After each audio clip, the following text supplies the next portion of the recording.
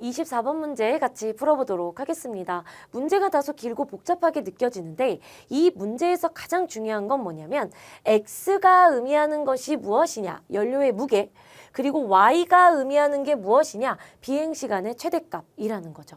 그럼 우리는 이때 X, Y의 관계식을 먼저 써야 되는데 문제를 읽고 세우기에는 조금 복잡합니다. 그럼 우리는 어떻게 해야 되냐면 주어져 있는 그래프를 통해서 그래프의 식을 1차 함수를 세우면 그 x와 y에 대한 1차 함수가 x, y의 관계식이 된다라는 거죠. 정리를 한번 해볼까요? 뭐를 알 수 있냐면 첫 번째로 지금 지나는 좌표가요.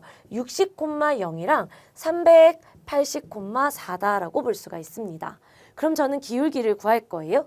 빼면 320분의 4가 되니까 80분의 1이 되면서 식을 한번 세워볼 수가 있겠는데 y는 80분의 1에다가 여기에다가 더하기 b라는 식인데 60,0을 지나죠.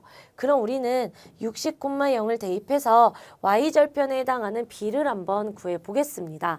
그럼 우리가 집어넣으면 80이니까 y는 한번 계산해 볼까요? 80분의 1에다가 60 더하기 b다라고 하면 4분의 3이네요. 그럼 y는 마이너스 4분의 3이다 라고 만들어지겠고 관계식이 만들어졌습니다. 80분의 1x에다가 빼기 4분의 3이라는 식으로 우리가 쓸 수가 있겠죠. 그럼 여러분 이 상태에서 다시 한 번 더 문제로 돌아가 보겠습니다. 연료랑 승객, 화물까지 다 합친 무게가 1000kg이에요. 근데 여기에서의 x는요. 연료의 무게입니다. 연료의 무게예요. 연료의 무게. 그러면 우리는 1000kg 중에서 연료에 해당하는 무게를 찾아야 돼요. 그럼 어떻게 됐냐면 화물이 28, 승객이 47이니까 최대 비행시간 y값을 구하려면 우리는 한 번 더 1000이라는 값에서 228을 빼야 되고요.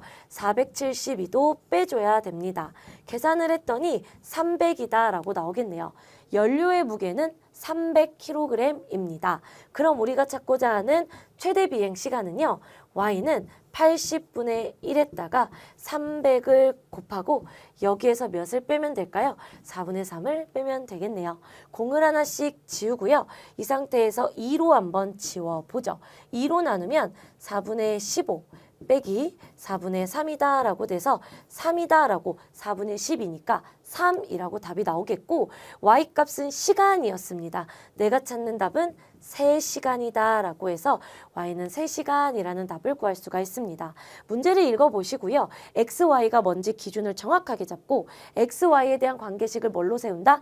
1차 함수 그래프를 통해서 세울 겁니다. 그리고 나서 내가 구하고자 하는 것을 다시 대입해서 시계값을 찾는 문제가 될 거예요. 할 수 있겠죠?